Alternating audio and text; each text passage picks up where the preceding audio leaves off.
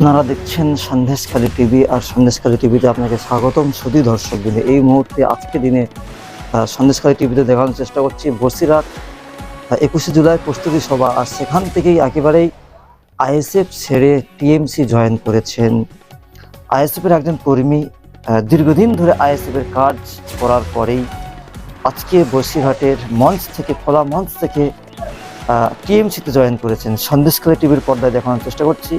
সন্দেশখালী টিভিতে এই মুহূর্তে সব থেকে বড় খবর, আইএসএফ ছেড়ে দিয়ে টিএমসির ঝান্ডা তুলে নিলেন খোলা মঞ্চ থেকে। বসিরহাট 21শে জুলাইয়ের প্রস্তুতি সভা, আর সেই মঞ্চ থেকেই ওপেন টিএমসির ঝান্ডা তুলে নিলেন হাতে এবং আইএসএফ ছেড়ে দিয়ে টিএমসিতে জয়েন করেছে। এবং কি কারণে আইএসএফ ছেড়ে টিএমসিতে জয়েন করেছেন, সন্দেশখালী টিভির ক্যামেরার সম্মুখীন হয়ে আমাদের প্রতিনিধি দল সেখানে প্রশ্ন করেছেন কেন আইএসএফ ছেড়ে দিয়ে টিএমসিতে জয়েন করেছেন।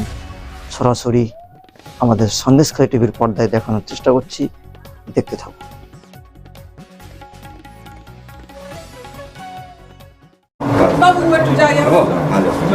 বলছি আইএসএফ এর এক তো ভাইজান বলছে আপনাদের নিরাপত্তা সুরক্ষা সব রকম ব্যবস্থা করে, তারপরেও আইএসএফ ছেড়ে কেন তৃণমূল কংগ্রেস আসছেন?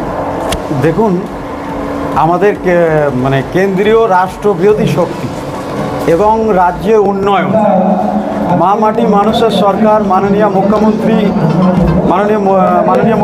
মমতা ব্যানার্জি এবং আমাদের যুবরাজ অভিষেক ব্যানার্জি যে কর্মযজ্ঞ শুরু করেছেন, সেই দিকটাই তাকিয়ে আমরা কোনো একটা সংখ্যালঘু গোষ্ঠীর মানে মদতে আমরা এককভাবে রাজনীতি করতে ইচ্ছুক না।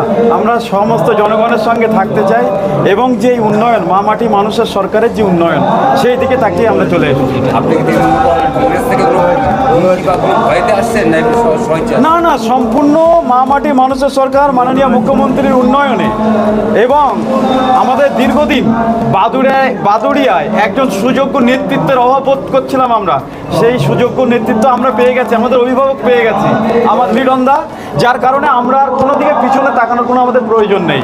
একদিন আইএসএফ করছিলেন কেন?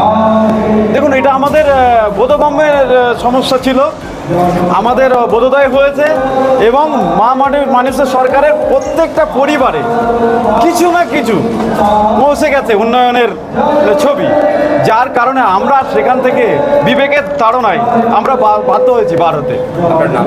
আমার নাম মোহাম্মদ আলমগীর কবির। আমি আইএসএফ থেকে। হ্যাঁ।